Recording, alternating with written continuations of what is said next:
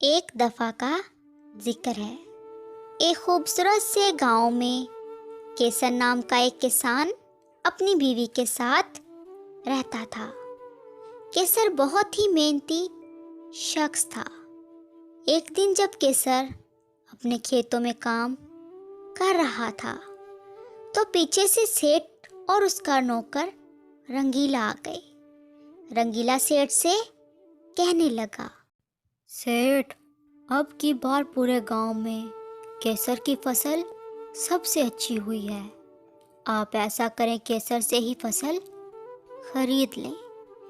ये कहकर वो केसर को आवाज देता है। केसर जब पीछे मुड़ता है तो सेठ केसर से कहता है, सुना है तुम्हारी फसल अब की बार बहुत अच्छी हुई है, तो मैंने सोचा है कि तुमसे ही फसल खरीद लूं। मैं तुम्हें शहर से 2 गुना ज़्यादा दाम दूंगा। तुम अपनी सारी फसल मुझे बेच देना। केसर जब ये सुनता है तो कहता है, ठीक है मालिक, अब की बार मैं फसल आपको ही बेचूंगा। और ये कहकर वो अपने घर आता है और अपनी बीवी से कहता है, आज मैं बहुत खुश हूँ क्योंकि सेठ ने मेरी सारी फसल खरीद ली है। अब मुझे शहर भी नहीं जाना पड़ेगा क्योंकि सेठ मुझे 2 गुना ज़्यादा पैसे दे रहा है। कल को मैं सारी फसल काट लाऊंगा और फिर सेठ को बेच दूंगा। अगले दिन वो अपने खेतों में जाता है और अपने चावल की फसल को काट देता है और वो अपनी फसल को लाकर अपने घर एक कमरे में रख देता है और दिल ही दिल में सोचने लगता है, कल को मैं ये फसल सेठ को बेच दूंगा। और वो जाकर दूसरे कमरे में सो जाता है। सारा दिन मेहनत करने की वजह से वो इतना थका हुआ होता है कि उसे किसी चीज़ का होश नहीं रहता। और रात को उसके घर चोर आ जाते हैं और वो केसर की सारी फसल उठाकर ले जाते हैं और केसर को कोई होश नहीं होता। अगली सुबह जब केसर उठता है तो उसकी फसल नहीं होती, जिसे देखकर उसकी बीवी रोने लगती है। हाय, ये क्या हो गया, हम तो बर्बाद हो गए।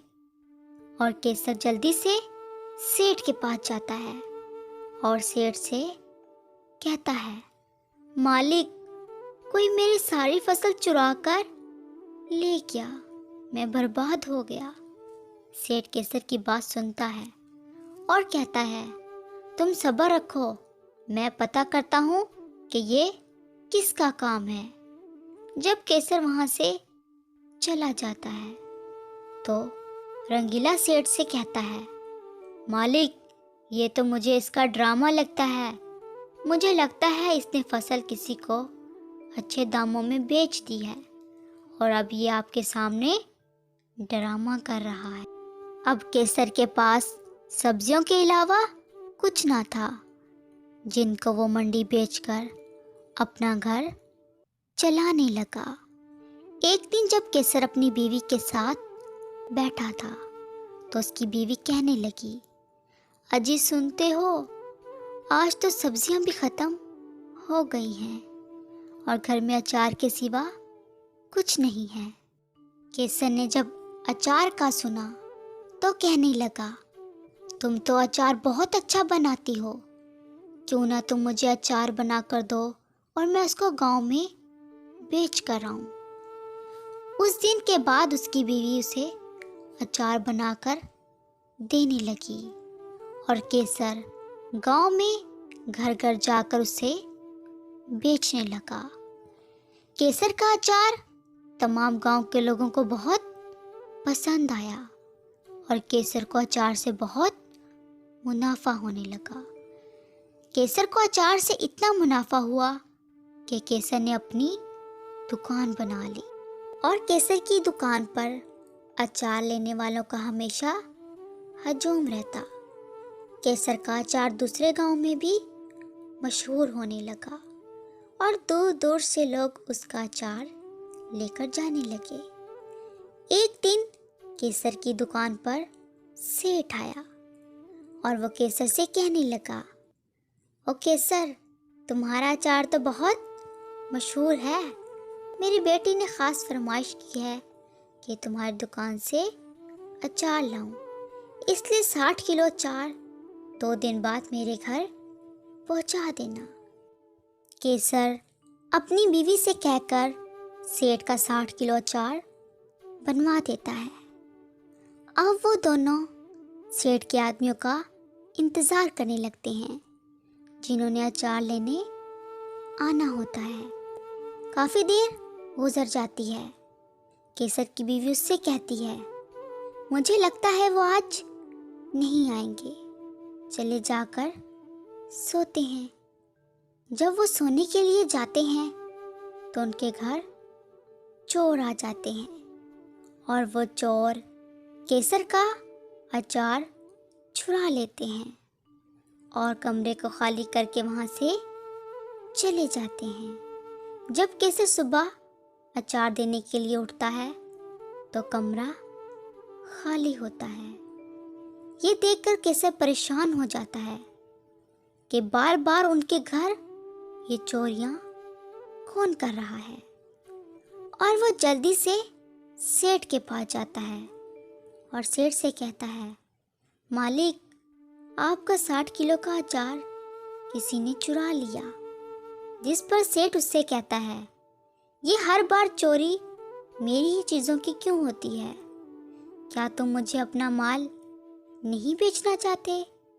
जिस पर केसर कहता है, मालिक, मेरी इतनी क्या मिजाल, मैं आपका अचार 2 दिन बाद आपको दे दूंगा।